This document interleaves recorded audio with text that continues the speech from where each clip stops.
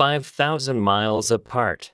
This is going to be a long one, so bear with me as I try to word it and write it out the best I can. You know that feeling when you know you meet your match, and you know it. Like really know it. Yeah, that was me in October of last year after meeting a girl whom I thought was way out of my league on Tinder. She was in my city traveling the US coming in from Switzerland, and I swiped right and didn't think or expect anything other.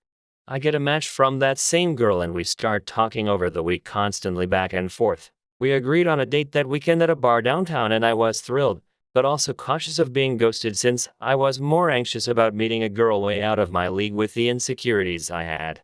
That Saturday night came and she mentioned how she was leaving her Airbnb downtown and start bar hopping around seeing all the sights. I quickly left my friend's house on my Harley Davidson motorcycle to rush back home and grab my '01 Corvette that I just got back from the shop that previous week. I told her I was on my way, and 20 minutes later I'm parked in my parking garage and started walking to the bar where she was. Anxious as all hell, mind you, and there she was, strikingly beautiful brunette sitting at the bar, recognizing me as I walked in and smiled and waved me down to sit. We both talked and got a drink.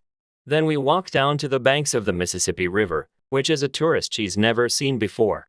Right as that sun was setting, I realized that at the same time I was opening myself up more and more to her, and I was being amazed at how understanding she was compared to most of the other women I've met in my life here in America. My mind didn't know how to process shit after that. So over the span of the next 9 hours, bar hopping, chatting, listening to live music that was playing in and out and around all of these bars and places, I seen that we were falling more and more in love with each other by the hour, and I've never felt a connection like that before in my life, and it scared the hell out of me. Time comes where I give her a ride back in my car to her Airbnb. She's never seen a Corvette in person before, being from Switzerland and being 24. I'm 25, so you can imagine the shock she had once she realized the car it was. Mind you, it was showing its 24-year age. We arrived back at her Airbnb, told her that I had a really great time and etc. Usual stuff, right? Then my mind and gut goes, shit, something's about to happen and I think I know what. She opens the door to get out, paused, then shuts the car door and tells me to come here. Here I am kissing a girl from Switzerland who I thought was way out of my league, and completely understood everything I let out of my head to this girl. Then afterwards, we agreed on a second date at our local zoo, lunch. Then she had to fly back to her home 5,000 miles away the next day. I drove back home being on absolute cloud nine when that happened so bad that I hit a speed bump so hard that if I had broken something on the car I wouldn't have cared because I was too damned happy of what just happened. I couldn't believe it, nor could I sleep.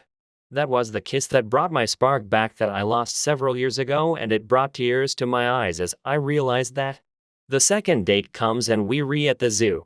We had an amazing time seeing all of the animals I could show that was there, went to see more sights, and had our last lunch together before I had to take her back to her Airbnb to pack and fly back home. I felt like a big part of myself was leaving again. That spark was leaving me again that entire day, dreading the fact she was leaving that day. I paid for our meal together and took that dreadful, to me, long scenic ride back to her place where she told me she had an amazing time with me, hugged and kissed me. And that was it. That was the last time I saw my match in a girl, and I've never met a girl like her since. We still talk a little bit over Instagram, but the fact that today as I'm writing this is Valentine's Day and she's 5,000 miles away really does break my heart. But I'm proud to say after that experience, I've never had felt in my life. My spark is back, and I truly think that love is what I needed after being in such a dark place for a very long period of time. Do I regret the decision to play it safe? Perhaps, but I'm more so just thankful for the lessons, and the truth being, when you feel something, speak up. The longer you delay, the more painful it'll be.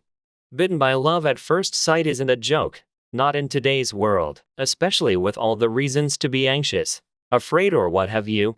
Once I met her, most of my fears died, except for a few, which was simply my brain telling me that I was finally right in a very painful way. Only because I was so wrong about who I was and what I was. A loser wasn't one of them. Nothing made me more poetic than the moment I looked into her eyes. First off, I already felt like I was on a different planet while playing pool. Playing as if we controlled the universe, God's looking down at it all. When I glanced into those wide blue eyes, I felt a kind of like shock to my system. And a crazy realization that I was simply looking at myself, but just a pattern of myself stuck in the past. That honestly should have been my red flag. Instead, I waved a white one because being a simp is an unforgiving reality. Say goodbye to hopeless romanticism, because you're now forced to play it out to its painful end. When giving her a ride home, I asked what her last name just happened to be. Out of curiosity, I maybe knew the family, though I hadn't been in my hometown since 2001. When she said Ison, it was like the spark I felt, only reminding me of what had become the biggest burden I've ever carried. Never mind the previous 27 solid years of isolation. 2 years before meeting her, I was so hopeless of myself, my future, even my ability to even dare feeling human. I held an iron meteorite in my hands, saying to myself, if I ever get married, I'll fashion one into a pair of wedding bands. Main reason being the pattern the iron crystals make I find to be pretty gorgeous. Never mind the fact it takes billions of years for them to develop. Her simple spoken words shook me out of my skin. Not to mention feeling like I just met my wife and my search was done. It was indeed a chain, and painful one. In moments of regret after 2 years, I often thought I should have spoken my first thought. The delay in my speech only allowed the devil more time to plot. Instead, after 3 weeks of having the thought and attachment ping my brain, I used my truth as a weapon against myself. Tell people the crazy thought you have. They'll willingly pull the trigger for you.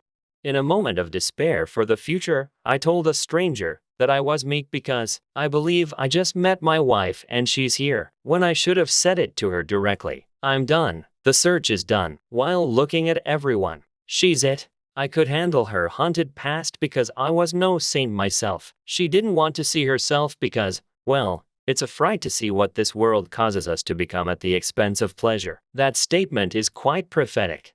When that bullet of gossip made its rounds, she finally confronted me, asking if I'd told people that she was my woman.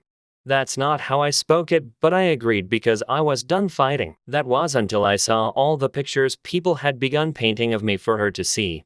Let's just say, their imaginations weren't romantic. Always had some, if not all, of the 7 sins involves. Painting me in their image, as I so put it. Makes it funny that one of the last things I'd ever told her to her face was the fact I was learning how people projected themselves. I saw between the lines of what was spoken about her, either with the motive to deter me or scare me. It hurt to see them portray me as the enemy, one of the biggest fears I'd had in life, being misconstrued. Saying that dumb emotional sentence about wifey was freeing. I said it because I wanted to self-destroy it. But I couldn't do it by living a lie or letting it go. It was my curse that I spoke it. For now it feels I'm cursed by the first time I ever spoke truth as far as I knew it. The status quo fills me with thoughts and the illusion of promise when moving on occurs, only to relive the same problem over and over. I sell my soul, but only once in a lifetime. I want to write more, but work now has me in chains. To survive till the next time, a blind hope if there ever was one. The first time I heard the song was in Ben's basement. I was so self-conscious. I felt like everyone was judging me for what I had done. But, in a way, I was proud that I had mustered the confidence to be so bold. I knew that my comment probably wouldn't go anywhere, but it was never about her. She was just an excuse for me to escape. Part of me always knew that my fruitless, futile chase was an attempt to escape from something. Back then I never quite knew what it was. But now I realize that I was trying to escape myself. Not me as I am now, but the version of me who skipped school dances, the version of me who never dared ask others for anything, and as a result missed out on everything. Superficial as it was, my pursuit of her was always a way for me to change myself, and change I did. As time passed, I went to interesting places at interesting times. I made memories. I met you. The second time I heard the song, I was in the car with my dad, on the freeway. It was the dead of night and we slowly and surely made our way to Montgomery. This was the first Thanksgiving I had ever spent away from home, away from my mom and my brother. The song didn't mean much to me yet, but it played in the background while I texted you about everything. My chat with you became an outlet for my most random thoughts, my most useless jokes, my most mundane pictures. Now knowing they fell under your eyes, every word I said became a treasured memory. A silly lie about a trip to Antarctica, tongue-in-cheek puns using the names of different countries, sea turtles being my favorite animal. In the ensuing days, An otherwise unremarkable trip to Alabama became a vivid painting in my memory, hued by the delicate sage green that you said was your favorite color, and the subtle browns and tans of our online caricatures interacting. The third time I heard the song, I was alone in my old room, in my old bed. It was late at night, far after my family had gone to bed. In those days, these hours belonged only to me and you. I lay awake in the dark, tears forming in my eyes. School had been out for weeks, and I wondered if my life would ever go back to the way it was. I've always been nostalgic. I remembered our ice skating trip that never came to be. I remembered sitting next to you at Liberty, and feeling guilt for regretting my place next to my teammate on the bus home. I remembered lying next to you in Claire's room on Valentine's Day as we looked at memes on my phone. I remembered my internal battle to keep my cool when you put your head on my shoulder at a party, and my disappointment when you didn't let me give you a ride home. I remembered how the year had set out to be the best of my life, and felt pain at how the pandemic brought it to a screeching halt. The fourth time I heard the song, it was winter, and the peak of my isolation.